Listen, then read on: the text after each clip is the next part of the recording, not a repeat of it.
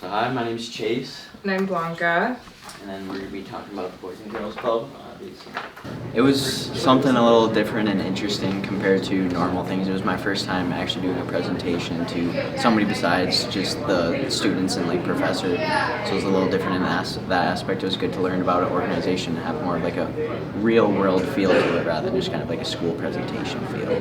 Yeah, as Chase said, I think it kind of brings you to the real life, aside from the classroom, you're really presenting to an organization.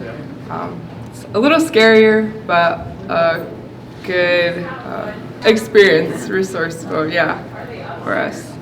And with that being said, Chase and I came up with a message: connect, build, and unite. Virtual reality tools that we used. Yeah, those were actually really helpful because we were able to do some active listening. We were able to practice the sales pitch that we gave today to like a virtual audience.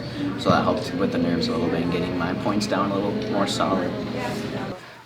So you can kind of present those ideas that we had mentioned before, so then those families are able to kind of understand what you guys are really presenting and what the Boys and Girls Clubs provides for those new families or people who are looking in to kind of either donate or just join the Boys and Girls Club.